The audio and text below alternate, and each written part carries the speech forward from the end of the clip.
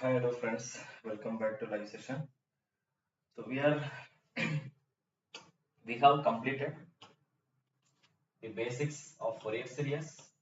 Then we have completed Fourier transform, discrete time, continuous time Fourier transform. We have fully completed. Then we have also discussed about Z transform. All these things are over. As we are continuing, there are a few more things we have to complete in signals and system. And this session is intentionally dedicated. This series fully intentionally dedicated for TRB and Barc 2023 exams. For all other upcoming exams, after completing this, again we will start a fresh live session for upcoming GATE and SSC JEE, whatever it is. Okay, so let's continue. We have completed all the in detailed explanations, properties. I told you how to perform with all the basics Fourier series properties. Then we have seen Fourier transform and its corresponding properties. Then we saw Z transform and its corresponding Z transform properties. Everything we were concluded. Hope you all understand whatever the conclusions that we made. If you have any queries further, you can also approach me on directly in comment section. You can drop your doubts. I will try to help you to get out of this. Done, sir. Let's continue. Next, what we are going to discuss. The another topic that we are going to start now is sampling theorem. The next most important topic is simply called sampling theorem. So what are the important factors and the things that we must remember about sampling theorem? First of all, what is the meaning of sampling theorem?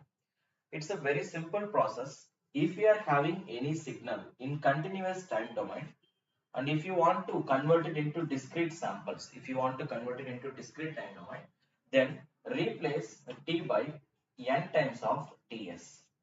That's it. Such that the resultant signal will be replaced by t will be replaced by n times of ts, such that the signal will be successfully converted from continuous time domain to discrete time domain. Then this can be simply written as x of n. That's all. So what we are doing basically, with the help of a sampling theorem, we are trying to convert a signal from continuous time domain to discrete time domain. That is what simply considered as sampling theorem. That is what we are calling it as sampling theorem. Now in this sampling theorem, what are the things that we must focus? In order to apply sampling theorem successfully,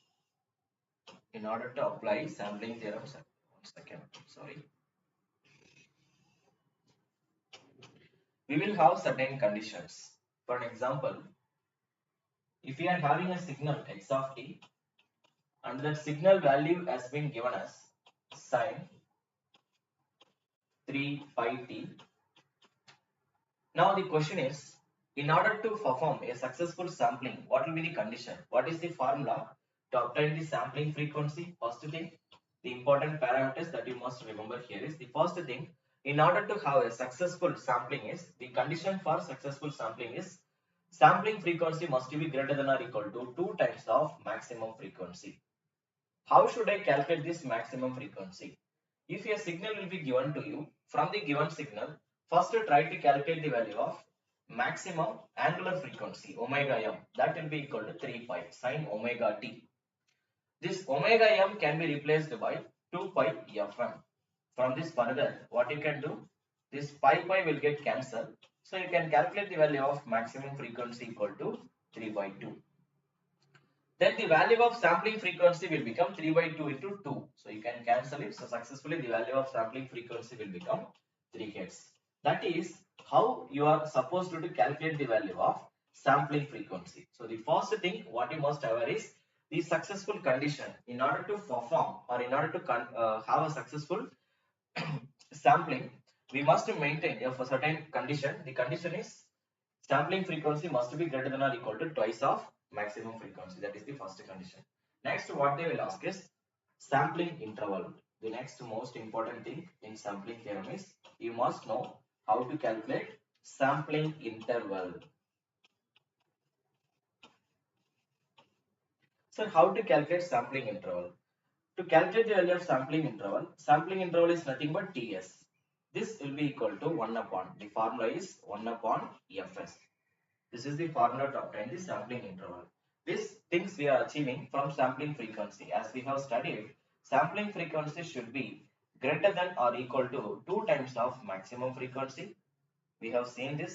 From this, what I can say, the sampling frequency can be replaced by 1 by sampling interval should be greater than or equal to 2 times of maximum frequency can be replaced by 1 by maximum time period. Now from this, if you are observing this, what I can say is the value of sampling interval Ts should be less than or equal to Tm by 2. If the maximum time will be given instead of giving frequency, with the help of this formula, you can directly calculate the value of sampling interval. So it is very important to remember these things. And the next thing is, in case of ideal sampling, how should we represent a signal?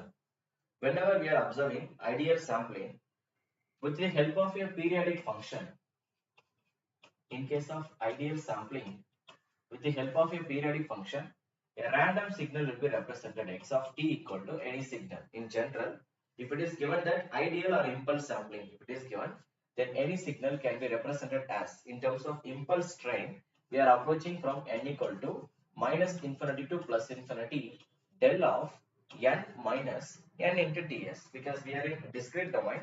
First, wait, we are converting this from continuous time domain to discrete domain. So the sampling interval from time domain to discrete domain can be written as the sampling sequence t minus n times of ts. So in the periodic train from minus n infinity to plus infinity, this is the representation of an ideal sampling. This is the representation of ideal sampling in time domain. If you want to represent the same signal in frequency domain, suppose if you are converting this into correspondent frequency domain, then it can be written as, in frequency domain with the same ideal sampling, the above function can be written as 2 pi by, along with the sampling interval that will be given in the question. Just you can directly represent summation n equal to minus infinity to plus infinity. We are in frequency domain, so in case of time, we will have to consider omega minus n times of sampling frequency, omega s. So this is the formula to represent this ideal sampling sequence in frequency domain. Now I have given two formula. One is the representation of an ideal function in time domain. Another one is its correspondent frequency domain representation. This is how we are representing a function, any function in sequence when we are applying sampling theorem. Okay. And the next thing is, the another most important thing is, you must remember exactly what are all the conditions that we are applying in order to perform a successful sampling. Let us assume I am having a sampling sequence which is running in this format. See, I am having a rectangular train, sorry, triangular train, and it is running like this. Okay. If your waveform is running like this, here what I can say is, this point is called maximum frequency point, and it will be continued and so on. 2 times of maximum frequency, 3 times of maximum frequency, and so on from the origin. Now, this sequence can also be represented during this sampling. There are so many ways to represent a signal. This is one way, and the another way of representing a signal is, I will show you. Sir, it is revision class. I am not going with the in-depth explanation. I am just revising it short.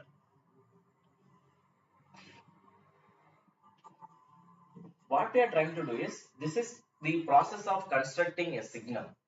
When the moment we are trying to construct a signal, what are the possible way to construct a signal? So this is the construction process 1. This is the construction process 2. These both processes are called success process. There is one more construction process. That process is called failure process. You should not follow that process. You can observe in the waveform representation itself why it is called failure process. If you observe in the first two cases, when the moment I am trying to construct the signal 1 and the signal 2, after the completion of the whole construction for the first one, we are looking for the second one. See that there will be no any overlapping between the signals. Exactly when the moment we are completing the first one, we are starting the second one. And here if you are observing the second one, of course this one also, what I can say is, actually this period as usual, this is omega m. When we are breaking it, this can be written as omega s minus omega m, this point. Similarly, here it is minus omega m and so on. Here also signal will be there, that will be minus of omega s minus omega m and so on. That will be going further. So I am just keeping only attention with the first one because this is what we are looking for. If you observe, this region is called, what I am doing here is, after the construction of one complete signal, I am creating a certain band that is called guard band. I'm creating a certain band is called guard band. After giving a proper gap, then we are constructing the second signal. But here unnecessarily we are wasting some frequency. That is the drawback. Because after completing the first construction, we are waiting for some time. We are letting some frequency to get wasted. In order to avoid the overlapping, see there. Let us assume this is, you are sending some message to your friend from your mobile. When the moment you are passing the message, this is the first message, this is the second message. If these two messages are successfully going and reaching your friend without any problem, then that will be fine. And here in the first case, without wasting any frequency, when the instant your first message is sent, immediately second message is going. Whereas in the second case, first message is going, after that there will be certain frequency will be wasted, then only your second message will be starts initiating the process, or it is going from your mobile to your friend mobile. Whereas in the last case, first mobile and the first message and the second message both will get collapsed here. Such a type of construction should be called, that is called failed construction. You should not allow this process. So this band is called guard band, and this value, how will you calculate this guard band? Sir, simply GB guard band. This can be written as the total length is from the origin omega s minus omega m. This is omega m. So I just wanted to know this guard band region only this portion. For that, what I have to do is omega s minus omega m minus omega m. So this can be rewritten as, a perfect guard band can be written as omega s minus 2 times of omega m. This is guard band. One more question. You will be requested to calculate the guard band. So with the help of this guard band, we are giving a perfect protections between the successive messages or between the successive signals. Yeah, we are very happy with that. But the problem is we are wasting some frequency. Frequency wastage is the drawback of this process. The last one is overlapping each other. Such a type of process is not allowed. This case will be possible when the value of the sampling frequency will become less than twice of maximum frequency here. So this is called failed process. For the successive construction of signals, the corresponding sampling frequency must be greater than or equal to twice of maximum frequency. This is the successive sampling. This is called successive sampling. You must remember this condition. Hope you will not forget. Okay. So let's try to register these basic things in your mind. Next, if they are asking sampling interval, I have already given the formula. That is the TS. You have to calculate the value of TS. After that, what we will be usually doing is, after sampling a signal with the help of sampler, usually what we are doing in sampling theorem is, we are having a certain signal in time domain. Then that signal will be converted into frequency domain, discrete domain. If I am having a signal in time domain, we are converting this signal into discrete domain, that is converted into the form of XL. Then we are passing it through a ideal low pass filter. We are passing it through a, simply you can consider it as, I am passing it through a low pass filter. So don't forget, that is the another most important question. One more question. In case of sampling theorem, we are using low pass filter in order to construct the signals. In case of sampling theorem, we will be using low pass filter. That is the another most important thing that we must remember. So this low pass filter also is having a certain band. We can consider that bandwidth is running from minus omega c to plus omega c. And this cutoff frequency must be lies between the range of, the cutoff frequency value must be greater than the value of maximum frequency. At the same time, it must be less than the value of omega s minus omega m. That will be the range of allowed frequency for your low pass filter. With the help of this range, it will be successfully constructing all these signals. Now the next thing is, after constructing this, what will be the resultant output frequency? That is the next question. On the input side, we are having sampling frequency. We are having maximum frequency. Now while passing it through the low pass filter having a certain cutoff frequency, only the frequency whatever lies inside this range, only those frequency will be coming out after crossing the low pass filter. The frequency which is lies between the range that is given here, only those frequency signals will come out. Rest of signals will be cut off. It will be removed from here, clipped from here. So the resultant output frequency omega naught is going to be twice of, so wait, I will write a general one. It is going to be n times of omega s plus or minus omega m. That will be your resultant output frequency. So totally questions can be framed anywhere from this area, sir. So you must remember. First what we saw, we have seen the construction process. There are three types of construction. Construction means successfully recovering or passing information without any corruption after in the sampling theorem. So we are taking a proper sampling. So during this sampling, it is very important to maintain the condition that the value of omega s must be greater than or equal to omega m. There we saw in the first case, without guard band we passed the message. Next, with the guard band of omega twice of omega m, what we saw, omega s minus twice of omega m, that is with the guard band we have passed the signal. Third case is called failed case, that is not acceptable case, omega s is less than omega m. So we have successfully discussed. After that, once your signal is properly constructed or sampled, then we are passing it through the low pass filter. In low pass filter, we are having a certain we are having a certain range. Whatever the signal which is lies inside the cutoff frequency range, only those signals will be coming out. Then what will be the resultant frequency of the signal which is coming out of the low pass filter? That is the formula to obtain the output frequency. So for questions can be framed from anywhere. They will ask you the range of cutoff frequency of low pass filter. They will ask you to find out the output frequency. They will ask you to find out the value of sampling frequency omega s that is greater than or equal to 2 times of omega m. If they are asking, no, when they are asking sampling frequency, either you can calculate omega s or fs. Omega will be replaced by 2 pi f. Then you can write fs equal to 2 times of fm, maximum frequency. So that is also possibly correct. And output frequency also you can write in terms of f. F is equal to n times of fs plus or minus maximum frequency fm. We can also write like this. All these statements are valid. All these formulas are valid based on the option whether your answer will be given in radian per second or your answer will be given in hertz. You have to cross it according to the given option. What you can do, you can convert this. Okay, sir. So I have given all the required things in sampling theorem.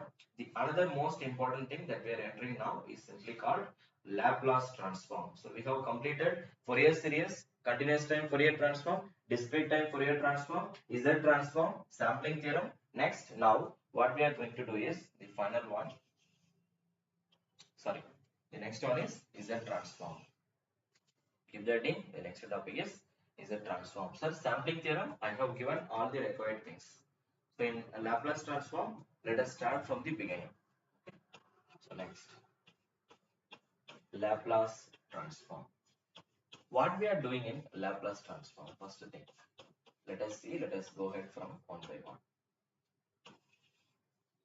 In Laplace transform, we are transforming a signal from time domain to S domain. In order to convert a signal from time domain to S domain or S domain to a time domain, we are having a standard formula. For example, I have a signal x of t. I just wanted to know its correspondent x of s. Then the formula is going to be integral of minus infinity to plus infinity x of t into e power minus st into dt. This is the formula.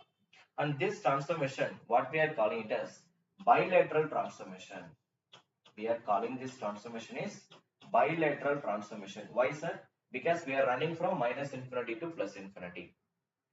Suppose if we are running from minus infinity to 0 with the x of t into e power minus st into dt, or else you are running from 0 to infinity, or else you are running from 0 to infinity into x of t into e power minus st into dt, then that is called unilateral transformation. Anyway, ultimately you must remember the formula whenever you want to construct a signal from time domain to S domain. That is a little, yeah, that is a very important formula. So that is the basic difference between unilateral transformation and bilateral transformation. Okay, sir. Also, the next one, what we have to observe is there are certain properties and once again the conditions. We have seen for Fourier series, I have given the sufficient condition. For Fourier transformation, I have given the sufficient condition. Continuous time Fourier transform, discrete time Fourier transform. Then for Z transform also, I have given sufficient condition. Similarly, once again, when we are playing with the Z transform, the existence of Z transform also depending on the convergence, whether your function throughout the integral, when the moment you are trying to find out the value of x of t in the given interval with respect to, you can perform the integration e power minus st into dt, but the resultant value should be converged. It should not be infinity. Okay, it should not be infinity. So that is the mandatory condition. So not condition, sufficient thing to apply the Laplace transformation. Okay. Next, suppose if I have some signals, how should I convert this signal from time domain to discrete domain? So there are certain properties for Laplace transformation. If I have del of t, what is the Laplace? If I have u of t, what is the Laplace? I will directly derive all those important things. Now tell me yourself, what is the Laplace transformation of del of t? That will be 1. Then what is the Laplace transformation of u of t, sir? The Laplace transformation of u of t is simply 1 by s. Then what is the Laplace transformation of e power minus at into u of t? Wait, I will define one by one. What is the Laplace transformation of e power minus at into u of t? This is going to be 1 upon s plus a. Then what is the Laplace transformation of e power plus at into u of t? Its corresponding transformation is going to be 1 upon s minus a. What is the Laplace transformation of simply t into u of t? That is going to be 1 upon s power 2. Then what is the Laplace transformation of t square into u of t? Its corresponding transformation is going to be 2 upon s power 3. Then what is the Laplace transformation of t power n into u of t? Its correspondent is going to be n factorial upon s power n plus 1. Okay, so this is yes.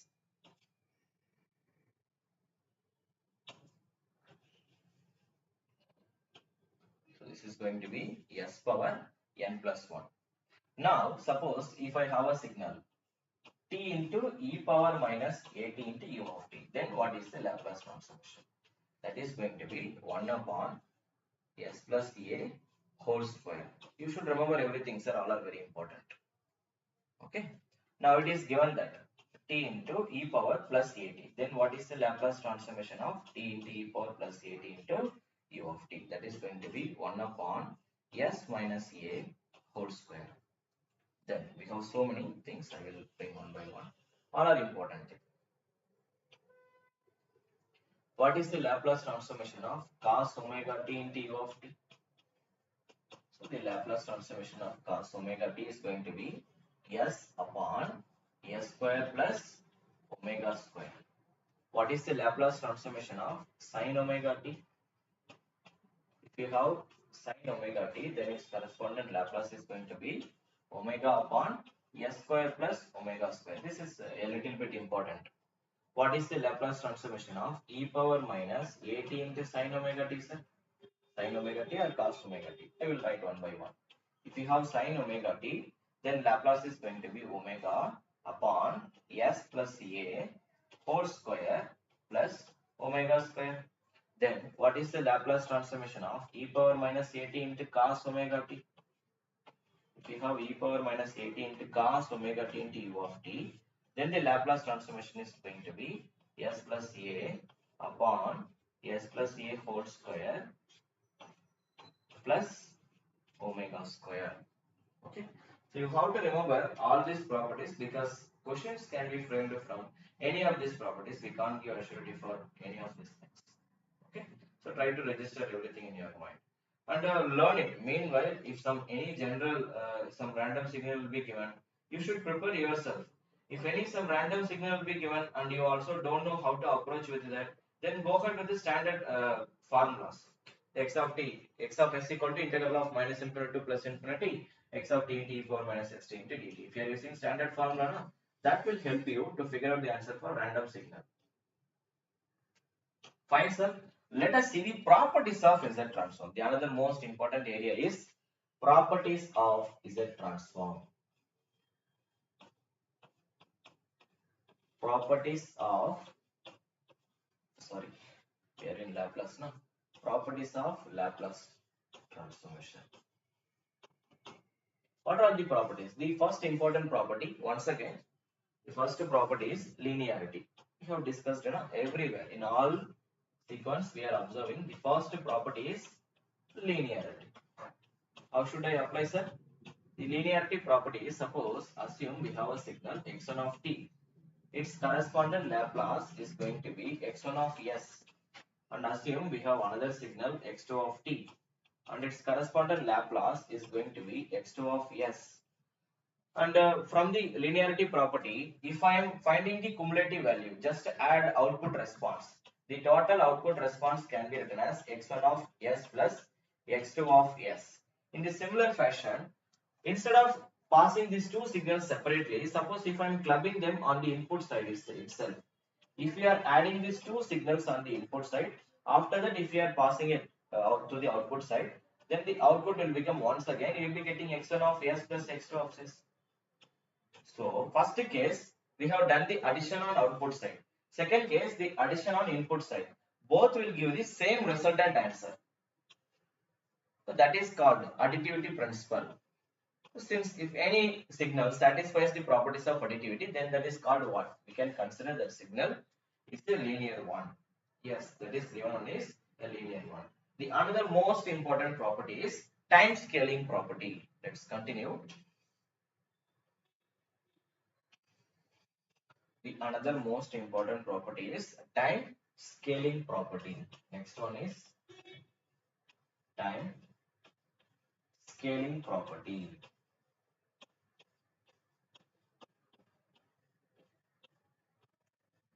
What is this time scaling property? We know if I have a signal x of t, its corresponding Laplace can be written as x of s. If I have a signal x of at, then its corresponding Laplace can be written as 1 by mod of a into x of, tell me sir, s by a. Same property we have seen in Fourier transform also. Things will not change. And suppose if it is given that, one more thing I would like to conclude, the region of convergence. What I would like to say is, we have to talk about one more property, region of convergence. I will come to that point. In Z transform also we have been discussed about ROC, but there I was drawing circles. Here we are going to draw vertical strips. I will conclude first.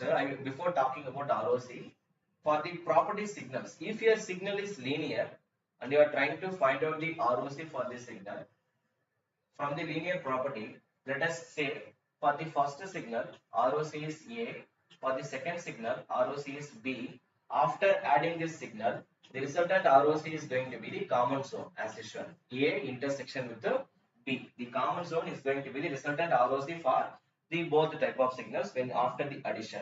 Similarly, when the moment we are applying time scaling property, what is the doubt is whether the ROC will change because of the time scaling or not. For an example, before applying time scaling property, case number 1, its ROC is A. After scaling it by a factor of A, what will be the resultant ROC? This is the case number 1. The resultant region of convergence after scaling a signal is going to be, it has been scaled by a factor of A, then your region of convergence also will be scaled by same factor. So the resultant answer will be scaled by same factor, A times of A. Okay. So this is another most important thing that you must keep it in your mind. Okay. Next, the another most important property is time shifting property. Next one is time shifting property.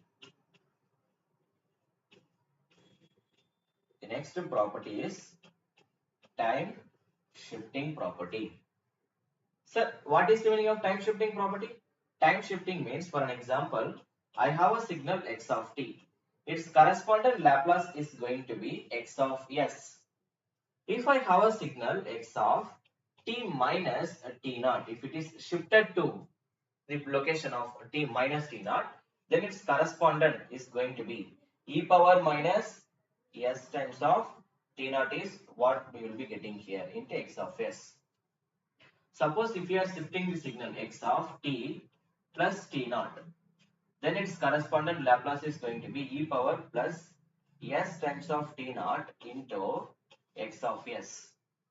This is called the shifting property. Now what is the question here is, because of the shifting, is there any impact on ROC? Yes. When the moment you are shifting a signal, definitely in its correspondent ROC also you can observe there will be some changes. What changes we can expect? Nothing. It will be simply multiplied by a factor of 1. Why, sir? I will tell you. If its ROC is A, you can recollect. In Z transform also I did the same. Shifting will not affect the property of ROC. Why, sir? Why? Because we are just shifting the location of the signal from one point to another point. It will not be amplified. Your signal values will not change. So the region of convergence, because of the shifting, if you check, it will be scaled by, multiplied by a factor of 1 only. Means the resultant answer will become same. This will not change. So I can say the ROC, region of convergence, will not be affected by shifting property. Do remember, this is one more question. ROC will not be affected by shifting property. You must register these things in your mind. If I am doing this same shifting in frequency domain, in S domain, is there any impact? Let's see. If you are performing this same shifting, this is shifting in time domain. Now shifting in S domain. Suppose if you are performing this same shifting in S domain. If you are performing this same shifting in S domain, then what will happen, sir? I will tell you. Shifting in S domain means, hope you all remember, same thing in Z transform, Fourier transform, whatever the things that we did, same thing here also we are doing. Assume I have a signal x of t, its correspondent Laplace is going to be x of s. Now, if there is any shifting in S domain, for an example, if the signal S has been shifted to S naught, x of S minus S naught, then you can observe its correspondent impact on time domain is minus will become plus, S will be replaced by S naught into t into x of t. Here it is in the power of exponential. We know this. Suppose if I am having x of, the shifting is done S plus S naught, then its correspondent change. Once again sign will change, sir. So you cannot escape from this. Now the question is whether the region of convergence will change or not. 1000% I am saying region of convergence will change. If the shifting is occurred in time domain, then there will be no issues. But if you are observing the same shifting in frequency domain, let us say the case number 1, region of convergence of the signal ROC is going to be simply A only. But in case number 2, region of convergence will change.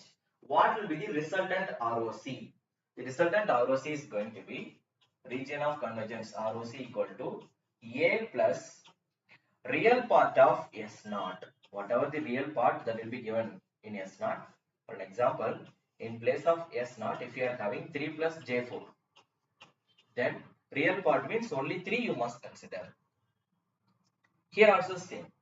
So the resultant ROC is going to be, region of convergence will be A plus real part of S will be your answer. S naught. Okay. So note down everything clearly, because these all properties are very, very important property. If you don't remember, definitely it will be affecting you when the moment you are solving. So the another most important property is a differentiation property. Let us enter into the next most important property, that is called differentiation property. The another most important property is differentiation property.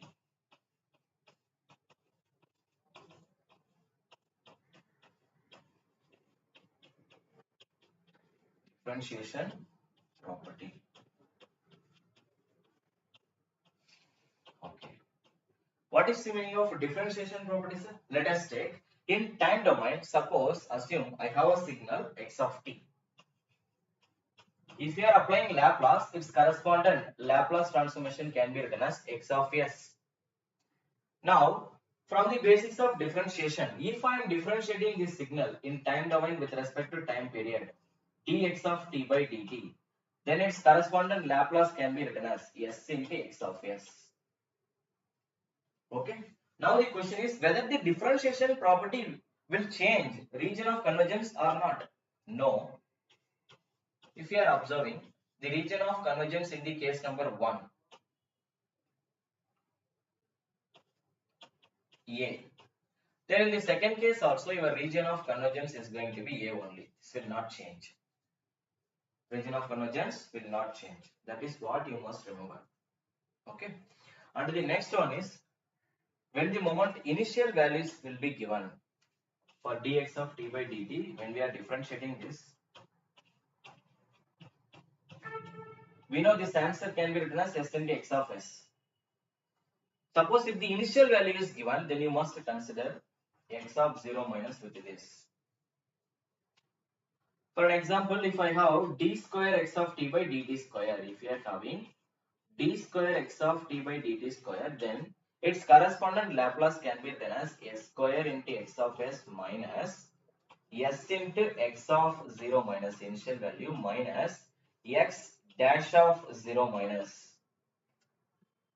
If you are having d power 3 into x of t by dt square, sorry, dt cube, then its correspondent Laplace can be written as s power 3 into x of s minus s power 2 into x of 0 minus s into x dash of 0 minus x double dash of 0. Hope you understand how to form this sequence.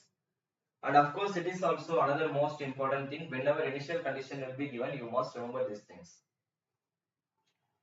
The region of convergence will not change. Don't worry. Region of convergence will not be affected because of due to differentiation property. Because of the differentiation, if you are differentiating a signal, its correspondent ROC will not change. Let us take another most important property, that is integration in time. Integration property. You can simply keep integration property. So integration in time domain. Heading is integration in time domain.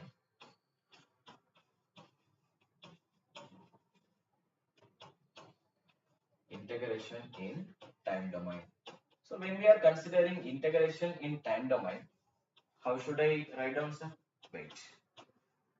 Suppose let us assume I have a signal. I am running from minus infinity to plus infinity. If I want to find out, you can take a certain point and a dummy variable x of tau into d tau standardly. Its correspondent Laplace is going to be, it is in integration, its Laplace is going to be 1 by s into x of s. Along with that, we must consider its initial value also. 1 by s integral, we will be running a certain infinity to 0 and x of tau into d tau. Initial value will be given x of tau into d tau. You can complete. If the initial value will be given, you can keep that value in place of this directly. But all you have to do is first to remember the relation. That is very important.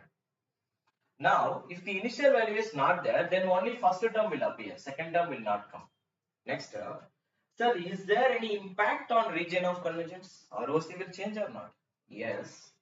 I will tell you. For a signal x of t, its correspondent Laplace can be written as x of s. And its region of convergence, ROC, region of convergence can be written as simply A. Then, what I have to do here, the resultant region of convergence. After integrating this signal, is there any impact? Yes, definitely there will be certain impact in the region of convergence. What will happen is, take the existing region of convergence, it will be having a common intersection with the real part of integrated signal. Okay. So this is what you must remember, real part of s. So that is common region. So that is one more another important property about the time integration. Okay. So the next most important property is differentiation in. So we have seen already differentiation in time domain. Now we are going to see the differentiation in s domain. So keep reading. Differentiation in s domain. The another most important property is differentiation in S domain.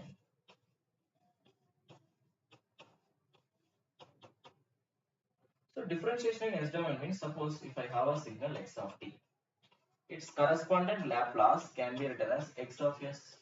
Okay. If you are differentiating this signal in S domain itself, then what will happen, sir?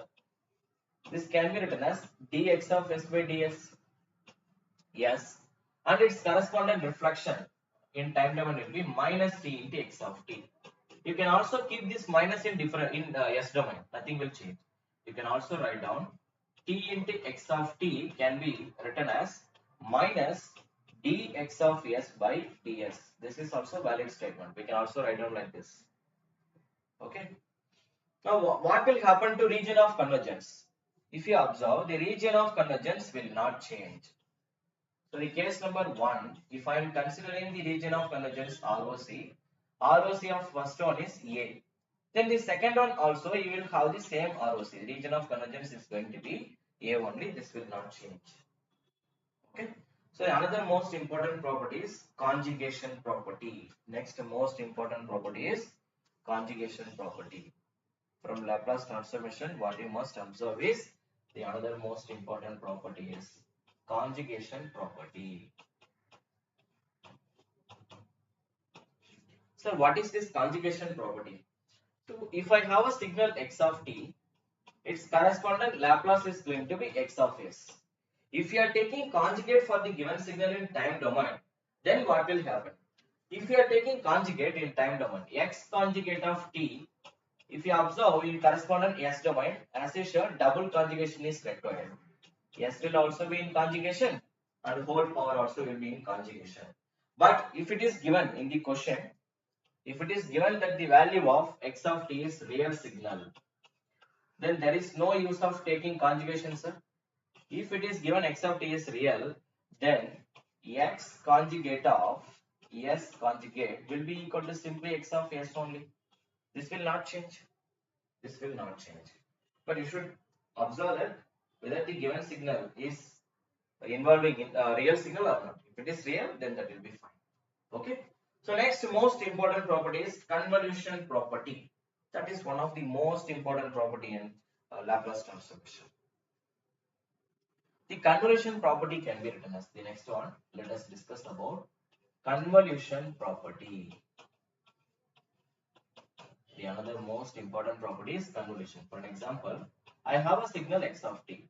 Its correspondent signal, its Laplace can be written as x of s.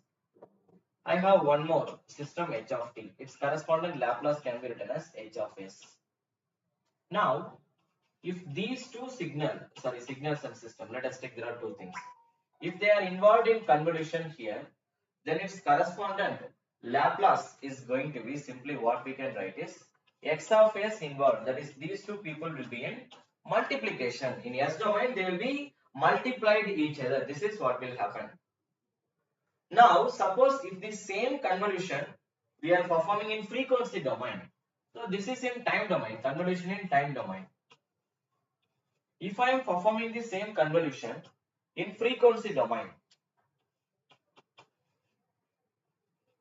if you are performing same convolution in frequency domain, for an example, what it is given is for x of t, its correspondent Laplace is given as x of s. x1 of t, let us take. Then I have one more signal x2 of t. Its correspondent convolution has been given as x2 of s. Now, in S domain, if you are performing the convolution, then the factor 1 by 2 by j will come here. Most of you are failed to observe one thing is in Laplace how j will come. But that is what you people are thinking. And while giving the answer, you people are missing that operator j. Don't do that blunder mistake. Here, operator j will come. You should keep that things in your mind. And inside the bracket, what you can say, you can write x1 of s. It is involved in multiplication with the x2 of s.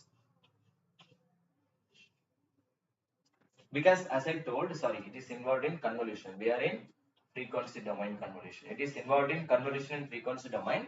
So in the multiplication, in time domain, these two signals will going to be multiplied each other. That's it, sir. That's it. If this factor 2 pi j will not be there in the given option in the question, Then cross check. You will have to bring that answer here. Then here it is multiplied by 2 pi j. If 1 by 2 pi j is missing in convolution of S domain, then the 2 pi j will be in multiplication with the multiplied signal x1 of t and x2 of t in time domain. So another most important thing. Next, let us write about initial value theorem. So these are all the properties that you must keep it in your mind. There are a few more things. That one, first one is initial value theorem. So when we are talking about initial value theorem,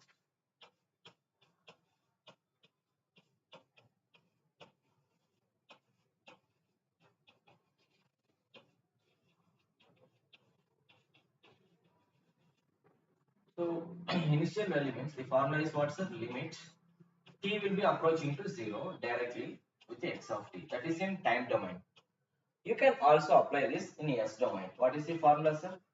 Limit S will be approaching to infinity S into x of s. This is all about initial value theorem. Next, if you are applying, one more theorem that is called the final value theorem. One thing, see, this initial value theorem, whenever they are giving, it is valid only for unilateral transform. If bilateral transformation will be given, then you can say initial value theorem will not be applicable for bilateral transformation. So one thing what you can conclude here is unilateral initial value theorem will be applicable only for unilateral transform. If I am performing bilateral transform, then initial value theorem will not be applicable. That condition you must remember. Okay, because in theory questions will be found. Next, let us discuss about final value theorem. When we are discussing about final value theorem in time domain, how will you write down the final value theorem, sir? Let me write down. See. Once again, limit final value means t will be approaching to infinity into x of t. Then in S domain, limit if t will be approaching to infinity, then S will be approaching to 0.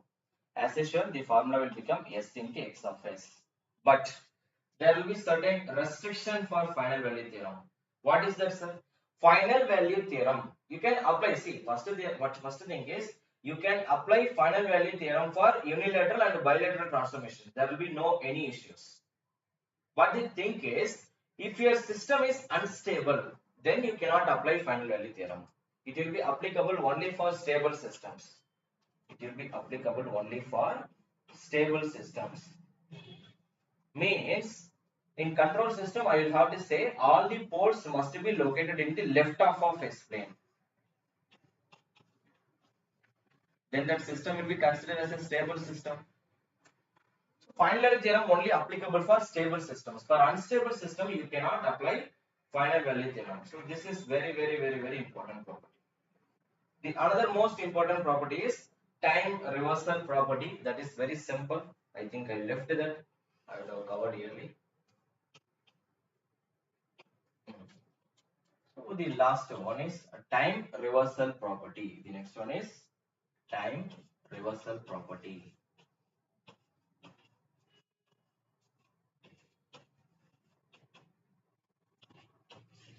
So time reversal means what, sir? Suppose if I have a signal x of t, then it will be x of s. It will come x of s. If I have a signal x of minus t, then its corresponding reversal is going to be x of minus s. That's it, sir. This is all about time reversal property. Sir, is there any changes in region of convergence because of the time reversal property? Yes. Sign will change for region of convergence. Suppose if ROC is A, for this region of convergence is given as A, then for this ROC will become minus A. That's it. Some of you are thinking that this will not change. It will change. Sign will change. Value will not change, but sign will change. That you must remember when we are applying final value theorem. These things are a little bit important things. Of course, you must remember that. Okay. Next, most important property is causality. So yesterday also one of you asked, sir, what is the basic properties of causality? It is common for both. I will tell you first for Laplace. I will tell you there will be a small difference between Laplace and Z transform.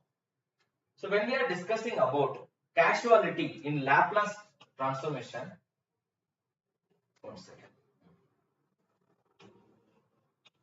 when the moment we are discussing about causality in Laplace. What is the meaning of causal system, sir? Whenever we are discussing about causal system, what we have to consider here is its correspondent ROC should be on the right of rightmost pole. If the region of convergence or if its sequence, if its ROC will be right of rightmost pole. ROC will be right of rightmost pole. From right of rightmost pole, if you are developing the ROC, then that is called what? Causal system. Causal systems will be usually what? It is present in first quadrant. Whereas anti-causal means opposite. It will be in the second quadrant. So causal system is the one which is having its region of convergence from the right of rightmost pole onwards. Okay, that is the most important thing that you must observe whenever we are discussing about causality. So causality means your signal will be a right-sided signal. Signal will be a right-sided signal. Signal will be a right-sided signal. Okay, same thing you can apply. You can apply in Z transform also. Nothing will change. Let me complete this one. So when we are discussing about the causality, what you have to consider. So for an example, if the signal will be given like this, I have a pole 1 upon S plus 1, S plus 2. Both signals are right-sided signal. Then how will you draw the ROC for this?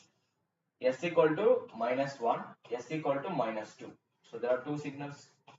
Out of this, which is right side rightmost pole? The right side rightmost pole is plus 1. Right side you have to observe. So from here you have to draw the ROC, region of convergence will be drawn from here. This is called causality. The causal system 1 which is having the ROC from the right of rightmost pole. Don't forget. That's why I am repeating again and again because these things are a little bit very important. Next one is stability. So this is all about causality. Another one is stability. Sir, how should I check? From region of convergence, how should we define the stability? In Laplace, I will tell you for Z transform also, I will define the stability, don't worry.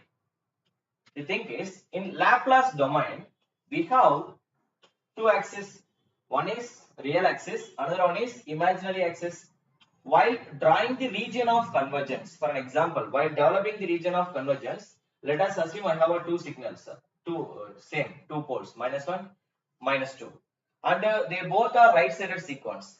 Then the ROC will be right of rightmost pole. Let us assume. Now see that this is region of convergence. So the region of convergence will be running from minus 1 to plus infinity. Between minus 1 to plus infinity, do we have j omega axis or not? Yes. If the imaginary axis or if the j omega axis lies inside the region of convergence, then that system will be a stable system. Then you can say that the given system will be a stable system. From region of convergence, we can define this. Now, in the same question, it is given that there is one more pole. What is given is S minus 1 is given. Along with that, they have given S plus 1 is S plus 2. All are right-sided. Then how will you draw the ROC? Let me show you. Minus 2, minus 1, plus 1. Minus 2, minus 1, plus 1. Since it is given, all are right-sided. Then the ROC is going to be right of rightmost pole. ROC will be developed from right of rightmost pole. Now, if you observe whether the j omega axis lies inside the region of convergence or not. No, sir. Region of convergence is out. Region of convergence is not included the value of j omega axis. If your j omega axis does not lies inside the region of convergence, then such a system will be defined as unstable system. Stable system will always include j omega axis. Remember that.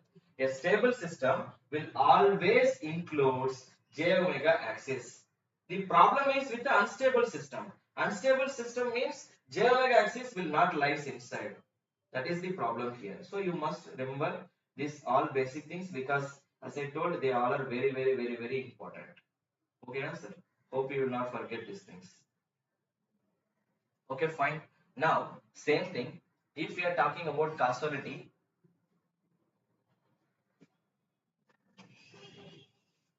in Z transform. Causality means that will be dealing with only right-sided signal, as we have already seen.